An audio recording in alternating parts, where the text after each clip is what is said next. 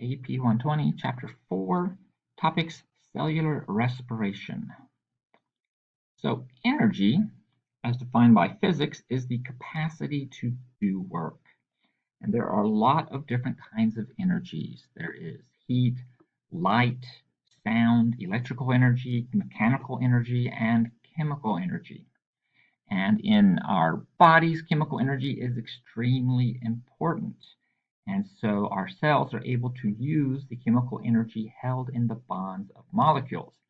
And of course, there's one molecule that is most commonly used as the energy currency of the cell, and that is ATP. Good old ATP. It is a quick, common way for energy to be stored in the form of a chemical. We have adenosine, the ribose sugar, and 3 phosphates, triphosphates. And that bond between the second and third phosphate is a high energy bond.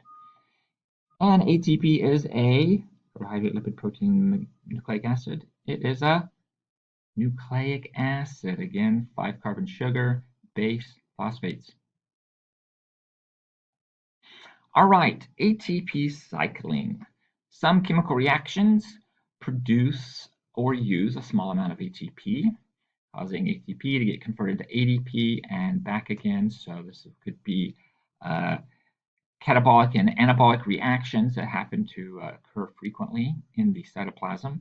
It's called ATP cycling. So we have ADP, phosphate is added to it when it helps enzyme A do something such as transferring energy from cellular respiration.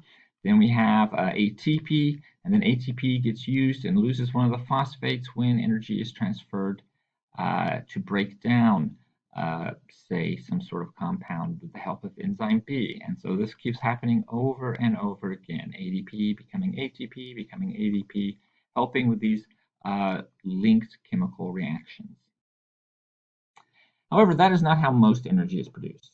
Nearly all energy in the cell is produced via cellular respiration.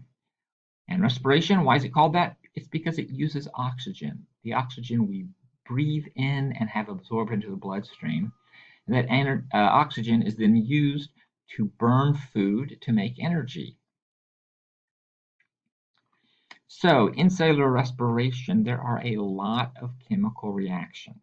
And we're going to break them up into 3 groups or series, 3 series of reactions.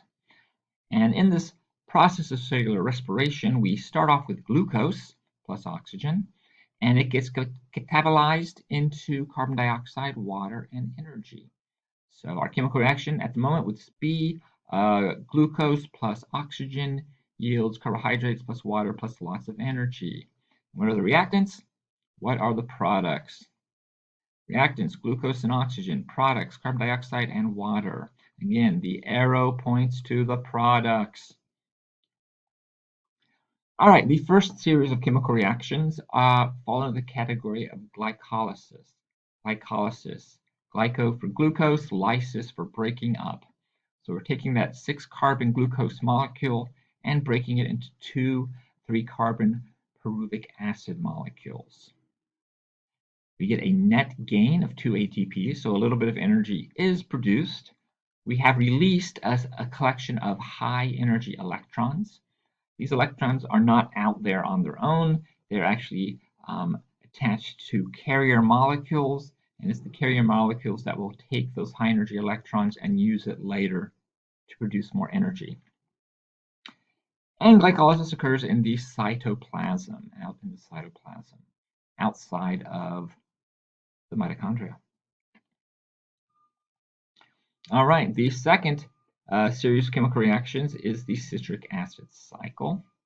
In the citric acid cycle, the pyruvic acid molecules enter the mitochondria. So that's the first step. The pyruvic acid molecules get into the mitochondria. There, each of them is modified to form acetyl coenzyme A. So acetyl coenzyme A is produced. Carbon dioxide is released, our first waste product of carbon dioxide. And we also produce more high energy electrons that again are on carrier molecules that will be used later. So now we have 2-carbon acetyl coenzyme A. Acetyl coenzyme A then enters the metabolic pathway called the citric acid cycle. And in this process, we have acetyl coenzyme A being added to citric acid, and then a lot of chemical reactions occur until we end up with oxaloacetic acid, which is a 4-carbon molecule that then will get added and combined with the next acetyl coenzyme A, going through this cycle again and again.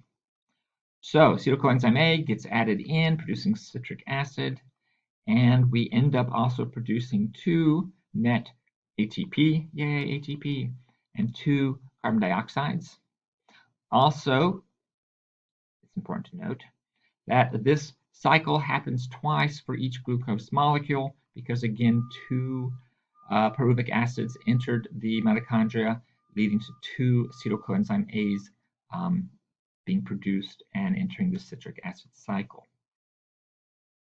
In this process, we also generate more high-energy electrons, which are bound to carrier molecules that will be used shortly. So a lot of high-energy electrons are being carried by these other molecules. So again, this is a cycle, a metabolic cycle, because the substrate 1 is formed when the final product is attached to acetyl coenzyme A, leading to substrate 2, 3, 4, and back to the product, which then gets combined to acetyl coenzyme A to become 1, 2, 3, 4, back to the product, gets combined with acetyl coenzyme. You see, it just goes around and around and around. So as long as acetyl coenzyme A is present, this can just keep on going in this cycle. All right, the final set of chemical reactions is collectively known as the electron transport chain. And this occurs across the inner membrane of the mitochondria. So in here, we had the citric acid cycle occurring, and then in the outer space of the mitochondria, there wasn't those reactions happening. And so it's across this membrane that we're going to have the electron transport chain occurring. And this is when we use all these high energy electrons. So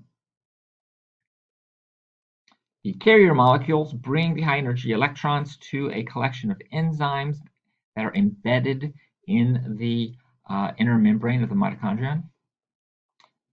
And those enzymes go through a series of processes that lead to the production of 32 ATP, which is a lot of energy. And this process involves a proton pump. So hydrogen ions are being pumped across this membrane, giving us an uneven distribution, lots of protons on one side, few protons on the other. And then as the protons move down that concentration gradient, we're able to harness that work to generate the ATP. And then finally, the end of this process, oxygen is used as the final electron acceptor and is turned into water by binding to some of those protons or hydrogen ions. So that is when oxygen is finally used in this process. So the summary of these series of chemical reactions: cellular respiration, also known as aerobic respiration. Again, our substrates is glucose and 6 oxygen. Our products are 6 carbon dioxides, 6 water, and 36 ATP. Memorize this chemical reaction because it is extremely important. And this occurs through glycolysis that occurs in the cytosol or in the cytoplasm, where glucose is broken down into 2 pyruvic acid molecules. Then the pyruvic acid molecules enter the mitochondria, where we get the citric acid cycle. The pyruvic acids get turned into coenzyme A, and that enters the citric acid cycle, producing, again, more high energy electrons. And then all the high energy electrons from these 2 processes enter the electron transport chain, where we have a proton pump that leads to the production of more ATP, tons of ATP, 32 ATP.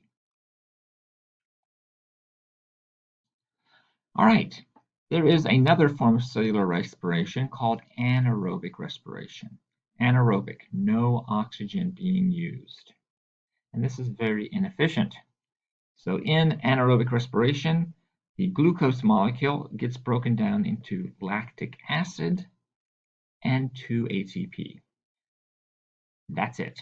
So it's fermentation. It's occurring in the cytoplasm, in the cytosol of the cell. And we have glucose being turned into lactic acid and 2-ATP. Super inefficient.